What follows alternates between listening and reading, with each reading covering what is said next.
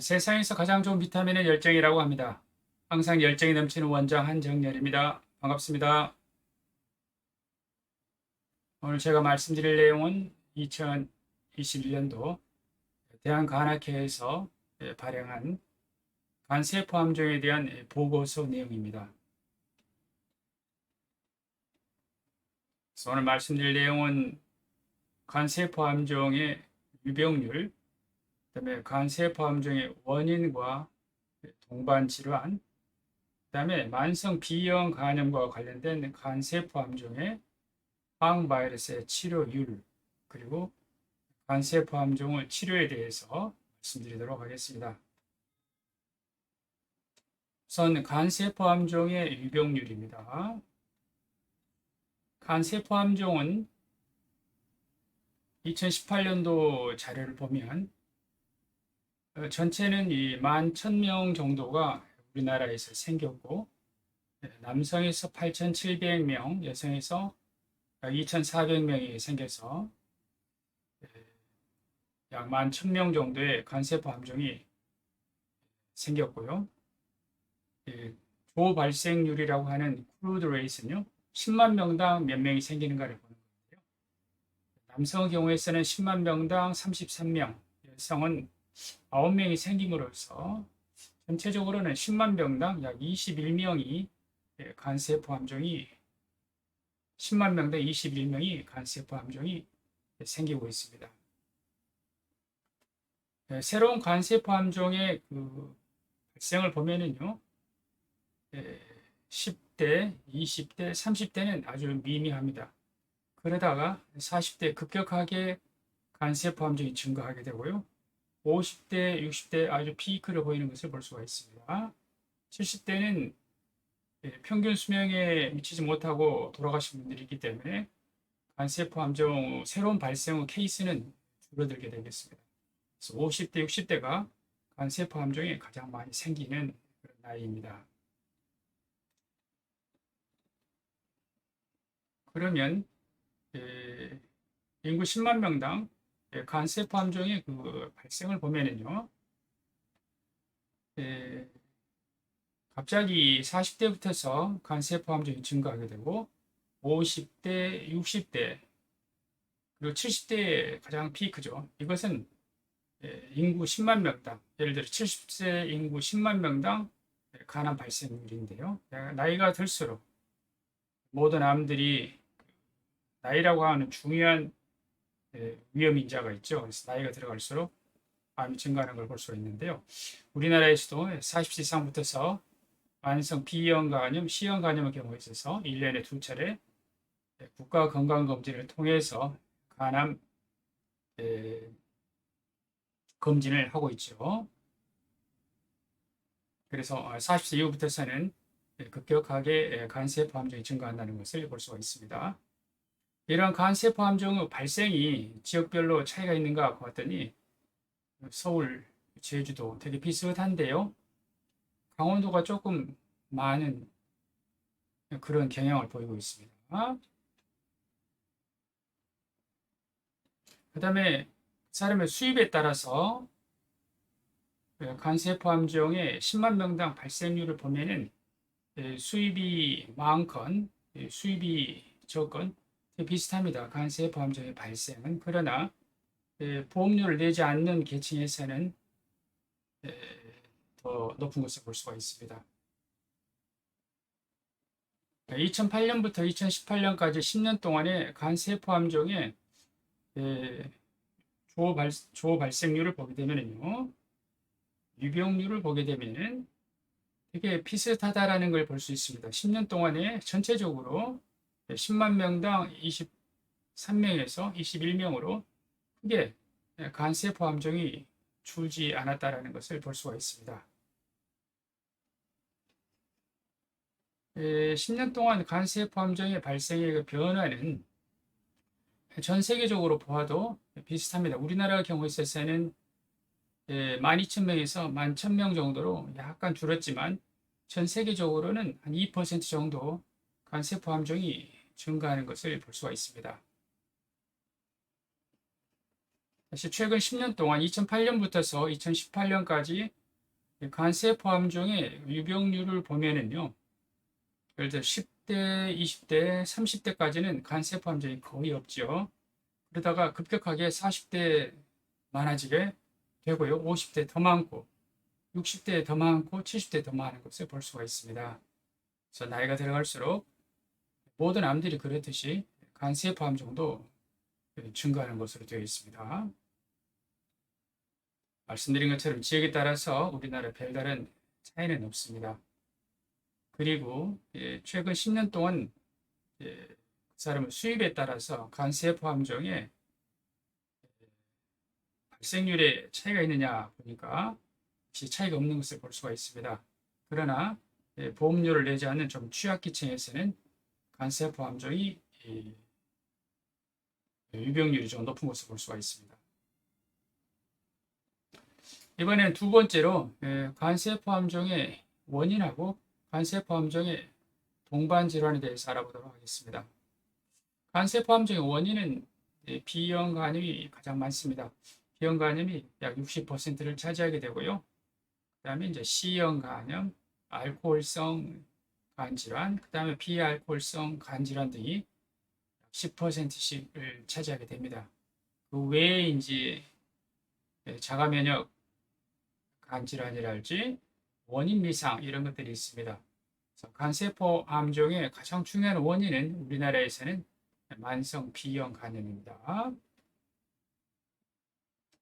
간세포 암종의 원인으로서 만성 B형 간염은 2008년 대비 2018년에 여전히 B형 간염이 가장 간세포 암종의 원인으로서 가장 높은 원인입니다. 그다음에 간세포 암종을 가진 분들의 4분의 3은 그러니까 4사람 중에서 3사람은 간 경화가 있습니다. 그러므로 만성 B형 간염이라 하더라도 간염에서 간 경화로 진행하지 않도록 하는 것이 필요합니다. 간 경화가 있지 않으면 간세포 함종의 발생은 매우 낮습니다. 적절한 시기에 항바이러스를 투여하는 것이 그러므로 중요합니다. 그 다음에 만성 B형 간염이 있으면서 간세포 함종을 가지고 있는 환자에 있어서 만성 콩팥병을 가지고 있는 경우가 한 10%. 만성 콩팥병이라고 하는 것은요, 사구체 여과율이 60 이하 또는 이제 소변 검사에서 미량 알부민을 보이는 경우를 말합니다. 이런 경우가 약 10%. 그 다음에 당뇨병이 42%, 2018년도에. 그 다음에 고혈압이 56%. 이렇게 고혈압과 당뇨를 동반하는 경우가 많습니다.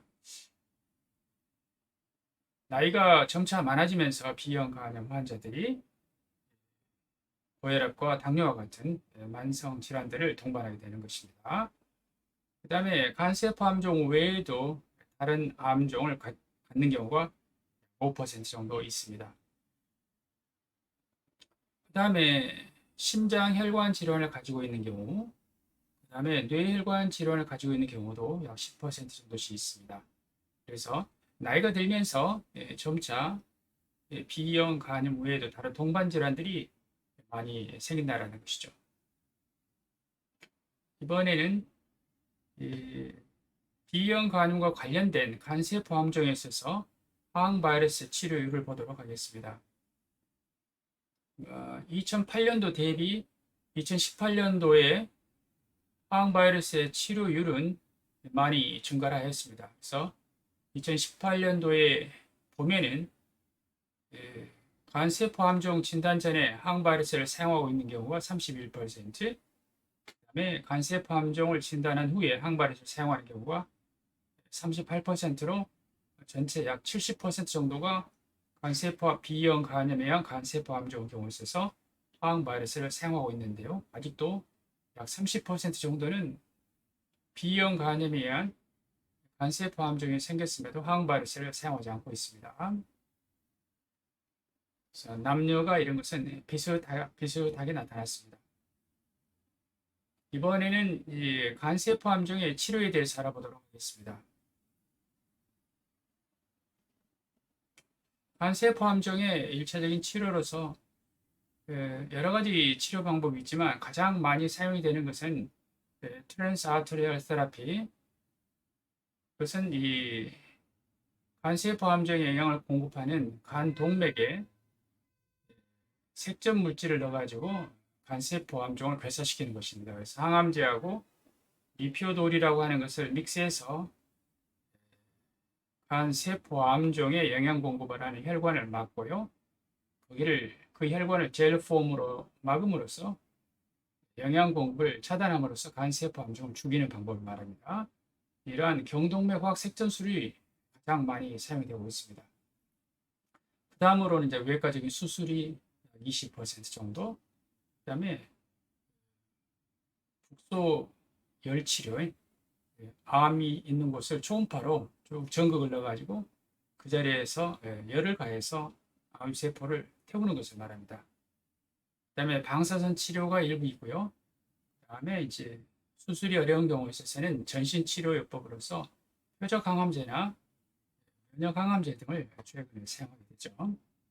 그다음 이러한 치료를 할 수 없는 경우에 있어서는 보존적인 치료를 해야 되겠고요. 약 1% 정도에서 간 이식이 있습니다. 10년 동안의 치료율을 보면은 크게 차이는 없는데요.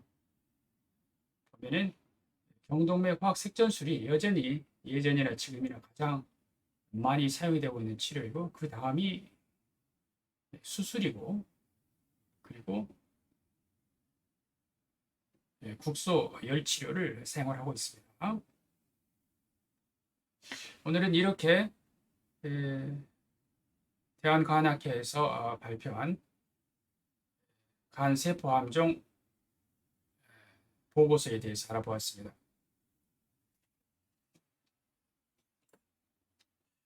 간세포암종은 한 해에 한 10,000명 정도 생기게 되고요. 우리나라 경우에 남성 여성보다 한 3배 정도 많죠. 그리고 40세 이후에 급격히 증가하기 때문에 40세 이후에는 간세포암종에 대한 감시 검사가 꼭 필요합니다. 이것은 국가에서도 1년에 2차례 초음파하고 알파 피토 프로테인이라고 하는 튜머 마커를 이용을 해가지고 간세포암종을 계속 감시 검사를 하도록 하고 있습니다. 나이와 더불어서 간세포암종은 증가하면서 50대, 60대의 피크에 이르게 됩니다. 그 다음에 간세포암종의 원인으로 가장 많은 것은 만성 B형 간염인데요. 원인으로 60% 정도를 차지하고 나머지가 C형 간염, 알코올성 간경변 또는 비알코올 지방간 질환에 의한 간경화, 이런 순으로 간세포암종의 원인입니다. 간세포암종을 가지고 있는 환자의 75%는 간경변이 있습니다. 그러므로 간경변이 되지 않도록 치료하는 것이 중요합니다. C형 간염의 경우에 있어서 완치하는 약이 나와 있어서 거의 대부분 이제 완치가 가능하고요. 100%에 가까운 완치를 보입니다. B형 간염의 경우에 있어서는 아직은 완치하고는 없죠. 그렇지만 B형 간염 바이러스 증식을 완전히 억제함으로써 질환의 진행을 막을 수가 있습니다. 질환의 진행을 막는 것을 넘어서 현재는 조직학적으로 개선이 오게 되고 간 내 섬유화가 없어지게 됨으로써 간경화를 하더라도 치료를 잘 받게 되면은 더 이상 간경변이 아닌 상태로 바뀌게 됩니다. 즉 간암의 위험으로부터 벗어나게 되는 것이죠. 그러므로 적기에 항바이러스 치료를 받아서 간경변으로 진행하는 것을 막아야 하겠습니다.